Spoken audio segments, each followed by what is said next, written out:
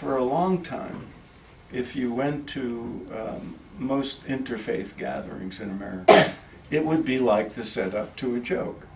Be a priest, a minister, and a rabbi walk into a room and they sit at a table and each gives a talk, and that was what interfaith dialogue consisted of.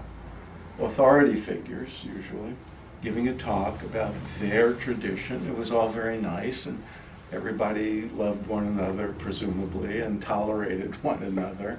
And as Swamiji said, tolerance has its limits and doesn't rise to the level of real respect. But that's what it was, and it was, and sometimes, to their credit, they would get together and do some good for the community. And it was a way of learning about each other and increasing interfaith knowledge. But it was, frankly, to people like me, boring. It was an exercise in comparative religion, and they emphasized the differences among them, and the goal was to respect those differences. And the differences were about belief and dogma and ritual. But it was only with the advent of the Dharmic religions, the Dharmic traditions, when more and more representatives of those religions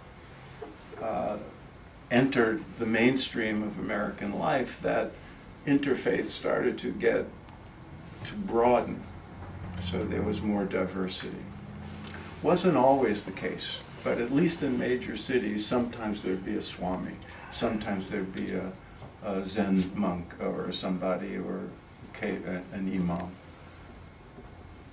But it was mostly the Abrahamic religions, and so for all their arguing and all their fighting over dogma and who has the true faith and all that silly stuff, they were looking at religion and what religion was and what religion is supposed to be through the categories of the Abrahamic religions, and the theology of the West, which was imposed on all the world's religions as the way we should understand what religion is. And that usually meant, what do their scriptures say?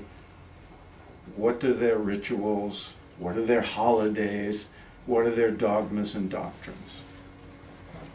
With the introduction of the Dharmic traditions of the Hindus, Buddhists, Sikhs, and Jains, you have a different conception of religion itself, not just another religion. Most, still for a long time, and even now, you see, even with the introduction of people of Eastern traditions, they still frame it in the Western way of, let's talk about what you believe and let's talk about what you believe, because they understand religion to be about belief systems and dogmas and holy books. In 1893, Swami Vivekananda penetrated that, and one of the reasons it was so revolutionary was it was not just his eloquence and not just his brilliance, but that what he was speaking about was an entirely different way of understanding what religion is and could be. And he turned, it was not just a new doctrine, a different doctrine. Nevertheless, despite 1893 and Vivekananda's impact, most interfaith gatherings right into recent decades were that old priest, minister, and rabbi thing with the occasional representative from Asia, except in places perhaps like New York or LA. But now, more and more in interfaith gatherings, you see true representation of the world's traditions. And you start to see the changes in how people talk about religion and talk about one another. Because the Dharmic traditions And the Vedantic Swamis who would come and appear at these gatherings would started to introduce, in ways I described last night that were happening throughout the society, as the Vedantic principles started to filter into the culture in general. But here you were at interfaith gatherings, and slowly and steadily this Vedantic point of view that Swamiji so eloquently described before, I don't have to repeat that, but it starts to enter into the interfaith world. So people start to look at religion in a different way, and the commonalities of religious traditions, not just the differences. And this emphasis on unity and the divinity within, which, I mean, these are radical differences from the mainstream Western religious perspective. But it resonated with enough people so that gradually you started to see the nature of interfaith dialogue change, so that people didn't just discuss differences in doctrine and dogma, but they started talking about the possibilities of the inner experience of the self, of the divine. So Tattvam Asi becomes recognized and known to people in the Abrahamic faith, and they start to question whether that's consistent with their own tradition, and they start to look at their own mystical traditions, which had been buried and denounced by the mainstream for many, many centuries.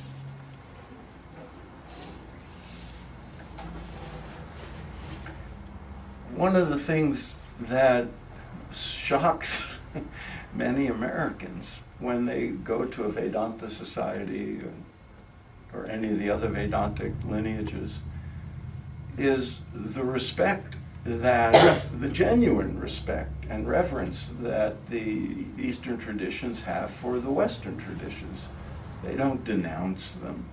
And if you go to a Vedanta center and you say, well, you know, I love Jesus, they say, fine, you know, we love him too, and that's your Ishta Devata, that's fine with us. And if your path to God is recitation of the Torah because you're a Jew, that's fine with us. And if you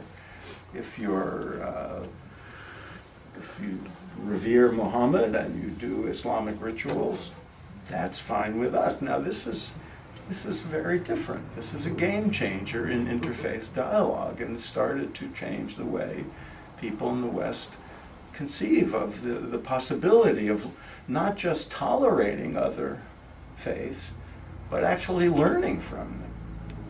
And many, many people attending these would start to learn from the Vedantic Swamis and the Buddhist monks who were there that there's maybe another way of looking at religion, even my own religion, and maybe different practices that I could do.